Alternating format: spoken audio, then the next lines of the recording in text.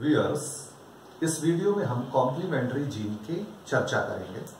मैंने आपको मेंडलिज्म वाले वीडियो में बताया था कि मेंडल ने जब अपना डाई हाइब्रिड क्रॉस परफॉर्म किया था तो उन्होंने ये कंक्लूड किया था कि दो अलग अलग कैरेक्टर के जीन्स जब एक जनरेशन से दूसरी जनरेशन में जाते हैं तो इनहेरिटेंस के समय वो एक दूसरे को प्रभावित नहीं करते हैं। यानी एक कैरेक्टर के जीन की उपस्थिति का कोई भी प्रभाव दूसरे कैरेक्टर के जीन के एक्सप्रेशन पर नहीं पड़ता है, यानी जीन्स आपस में इंटरैक्ट नहीं करते हैं।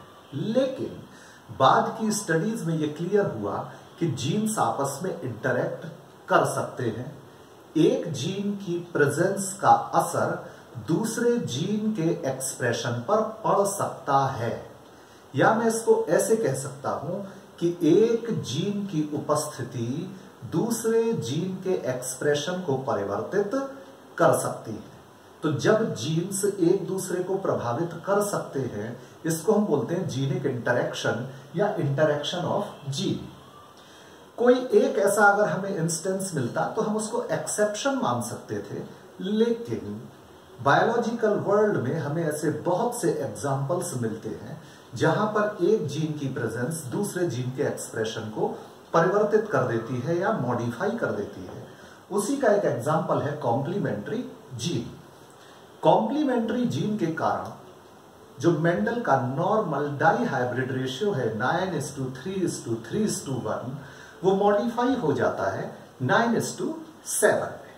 अब इन कॉम्प्लीमेंट्री जीन को समझाने के लिए हम एक बड़ा क्लासिक एग्जाम्पल लेते हैं, and that example is Lathyrus ओडोरेटस। इसको हम कॉमनली स्वीट पी के नाम से भी जानते हैं। इस प्लांट में फ्लावर्स का कलर जो है वो या तो पर्पल होता है या व्हाइट होता है। अपने प्रीवियस लेक्चर्स में मैंने आपको ये स्पष्ट किया है कि जो फ्लावर्स में प्लांट्स में पर्पल कलर होता है, this purple colour is due to the presence of a pigment that is anthocyanin. Not only purple, if you see pinkish color, or if you see violet color in plant world, that color is due to the presence of a special pigment that is called anthocyanin. तो sweet pea में purple और white दो तरह के flowers मिलते हैं। ये purple colour anthocyanin के कारण होता है, और इस एंथोसायनिन का प्रोडक्शन एक जीन के द्वारा होता है जिसको हम बोलते हैं पी। और ये जो पी जीन है, ये अगर डोमिनेंट फॉर्म में प्रेजेंट होगा तो एंथोसायनिन का निर्माण होगा, और अगर ये जीन डोमिनेंट फॉर्म में अवेलेबल नहीं होगा तो एंथोसायनिन का निर्माण नहीं होगा। लेकिन यहां एक बात बड़ी स्पष्ट है, वो ये कि ये जीन पी अकेले एंथोसायनिन का निर्माण नहीं कर सकता। इसके लिए एक और जीन की भी आवश्यकता होती है, और दैट जीन इज सी। यानी कि अगर लेथायरस ओडोरेटस में पर्पल कलर डेवलप होगा, यानी एंथोसायनिन डेवलप होगा, तो वो दो जीन्स की उपस्थिति के कारण होगा। कैसे होगा? जीन सी का काम होता है एक enzyme banana, that is enzyme E1। ये एंजाइम E1 किसी प्रीकर्सर कंपाउंड को परिवर्तित कर देता है एक कंपाउंड क्रोमोजन में। This chromogen is white in colour. यानी कि सबस्ट्रेट से प्रोडक्ट बनाने के लिए, इस प्रीकर्सर कंपाउंड से क्रोमोजन बनाने के लिए हमें एक एंजाइम चाहिए E1, और ये एंजाइम बनाएगा कैपिटल C। इस क्रोमोजन का परिवर्तन हो जाता है एंथोसायनिन में, लेकिन ये परिवर्तन तभी संभव होगा जब यहां पर एंजाइम E2 प्रेजेंट हो, और इस E2 का फॉर्मेशन करता है कैपिटल P। यानी अगर प्लांट में कैपिटल C और कैपिटल P दोनों होंगे तभी एंथोसायनिन का फॉर्मेशन होगा, अदरवाइज एंथोसायनिन का फॉर्मेशन नहीं होगा। कैसे? मान लीजिए केवल कैपिटल C प्रेजेंट है, तो C से क्रोमोजन तो बन जाएगा, लेकिन क्रोमोजन से एंथोसाइनिन का फॉर्मेशन नहीं होगा क्योंकि पी नहीं है। दूसरा केस लेते हैं, अगर केवल पी प्रेजेंट है तो पी क्रोमोजन को एंथोसाइनिन में परिवर्तित कर सकता है, लेकिन चूंकि सी नहीं है, तो जब सी नहीं है तो क्रोमोजन नहीं बनेगा, और जब क्रोमोजन नहीं बनेगा तो ये रिएक्शन कैटालाइज नहीं होगी। यानी ये ओवरऑल जो रिएक्शन है ये तभी कंप्लीट होगी जब ये दोनों जीन्स प्रेजेंट हो। अब ये दोनों जीन कैसे काम करते हैं इसको समझते हैं। इसके लिए हमें एक डाइहाइब्रिड क्रॉस को परफॉर्म करना पड़ेगा। जब हम स्वीट पी की एक पर्पल वैरायटी का क्रॉस व्हाइट वैरायटी से कराते हैं तो फर्स्ट जनरेशन में हमें सारे प्लांट्स पर्पल मिलेंगे। क्यों पर्पल मिलेंगे? क्योंकि यहां पर कैपिटल पी और कैपिटल सी दोनों प्रेजेंट है। मैं आपको बना चुका हूं कि एक प्रोडक्ट एंजाइम E1 से क्रोमोजन में कन्वर्ट होता है और ये क्रोमोजन कन्वर्ट हो जाता है एंथोसाइनिन में बाय एंजाइम E2।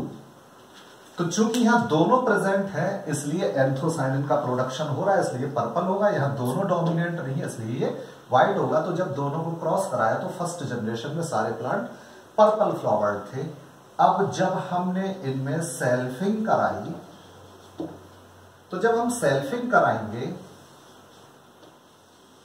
तो हमें 4 प्रकार के जीनिक कॉम्बिनेशन मिलेंगे। Capital C capital P, capital C small P, small C capital P, small C small P. मैंने आपको तरीका बताया था कि डोमिनेंट रिसेसिव में 3:1 का रेशियो होता है। हियर बोथ आर डोमिनेंट, तो डोमिनेंट का रेशियो 3, रिसेसिव का 1। तो यहां दोनों 3 वाले, तो 3 3 जा 9। यहां डोमिनेंट का 3, रिसेसिव का 1, 3 1 जा 3। यहां रिसेसिव का 1, डोमिनेंट का 3, 3 1 जा 3। यहां रिसेसिव का 1, रिसेसिव का 1, 1 1 जा 1। रेशियो हो गया 9:3:3:1। अब देखिए कंडीशन कि जहां कैपिटल सी और कैपिटल पी दोनों होंगे दैट विल बी पर्पल। अब यहां देखते हैं, यहां देखिए केवल कैपिटल सी है। केवल कैपिटल सी होगा तो क्रोमोजन तो बनेगा, लेकिन पी ना होने की वजह से एंथोसाइनिन नहीं बनेगा। Therefore it will be white. यहां देखिए, यहां स्मॉल सी है यानी क्रोमोजन नहीं बनेगा। कैपिटल पी है तो कैपिटल पी क्या करेगा? एंथोसाइनिन बनाएगा, लेकिन जब क्रोमोजन नहीं होगा तो एंथोसाइनिन नहीं बनेगा। तो यह भी कैसा होगा? व्हाइट। चूंकि यहां दोनों डोमिनेंट नहीं है इसीलिए यहां एंथोसाइनिन बनने का प्रश्न नहीं उठता, इसलिए यह भी होगा व्हाइट। अब अगर हम ओवरऑल देखें तो यहां पर 9 है पर्पल और 3 + 3 + 1 टोटल हो गए 7। ये हो गए यहां पर 7 व्हाइट। तो रेशियो हो गया 9:7। तो मेंडल का जो डाई हाइब्रिड रेशियो था 9:3:3:1, ये केवल तभी संभव था जब जीन्स में इंडिपेंडेंट असॉर्टमेंट हो रहा हो, यानी एक जनरेशन से दूसरी जनरेशन में जाते समय वो एक दूसरे को इफेक्ट ना कर रहे हो। लेकिन ये रेशियो यहां मॉडिफाई हो गया 9:7 में, क्योंकि यहां पर एक जीन की प्रेजेंस दूसरे जीन की प्रेजेंस को इफेक्ट कर रही है। तो यहां अगर दोनों साथ हैं तभी पर्पल कलर जनरेट होगा। अगर दोनों में से केवल एक है तो पर्पल कलर जनरेट नहीं होगा। हम एक देखिए पॉसिबिलिटी देखते हैं। मान लीजिए कॉम्बिनेशन है capital P small P, capital C small C. यहां दोनों डोमिनेंट हैं, फ्लावर कलर होगा पर्पल, क्योंकि यहां पर एंथोसाइनिन का प्रोडक्शन हो जाएगा। दूसरा कॉम्बिनेशन देखते हैं, कैपिटल सी स्मॉल पी। यहां देखिए कैपिटल सी है, क्रोमोजन बनेगा। कैपिटल पी नहीं है, एंथोसाइनिन नहीं बनेगा। तो ये कैसे होंगे? व्हाइट, क्योंकि यह एंथोसायनिन का प्रोडक्शन नहीं होगा। तीसरा ऑप्शन देखते हैं, स्मॉल सी कैपिटल पी। अब स्मॉल सी है यहां, यानी क्रोमोजन का फॉर्मेशन नहीं होगा। तो जब क्रोमोजन नहीं बनेगा तो एंथोसायनिन भी नहीं बनेगा, भले ही कैपिटल पी प्रेजेंट। तो यहां पर भी एंथोसायनिन का प्रोडक्शन नहीं होगा, इसलिए केवल ये पर्पल होंगे। These will be white and these will be white. तो यहां दोनों जीन इंटरैक्ट कर रहे हैं, दोनों जीन का इंटरेक्शन हो रहा है, और ये दोनों कैपिटल सी और कैपिटल पी कॉम्प्लीमेंट्री है। तो कॉम्प्लीमेंट्री जीन्स क्या है? Those genes which are located at different loci of the same chromosome, capital C capital P, और present on two different chromosomes. एक पेयर ये है और एक पेयर ये है। तो कैपिटल सी इस पेयर पे हो सकता है, कैपिटल पी यहां हो सकता है। तो ये जो कॉम्प्लीमेंट्री जीन्स है, ये एक ही क्रोमोसोम के दो अलग अलग लोकाई पर प्रेजेंट हो सकते हैं, और ये भी संभावना है कि ये दो अलग अलग पेयर पर प्रेजेंट हो। तो complementary genes are those genes which are located at different loci of the same chromosome or different chromosome but work together to show a single trait. इसको मैं हिंदी में भी बता देता हूं कि कॉम्प्लीमेंट्री जीन्स वो जीन्स हैं जो एक ही क्रोमोसोम पर भी प्रेजेंट हो सकते हैं या दो अलग अलग क्रोमोसोम पर प्रेजेंट हो सकते हैं, लेकिन ये दोनों जीन एक साथ जब आ जाते हैं तो एक नया फिनोटाइप प्रदर्शित कर देते हैं। इसको मैं बड़ा साधारण एक एग्जांपल से बता दूं कि खूब जमेगा रंग जब मिल बैठेंगे दो यार सी एंड पी।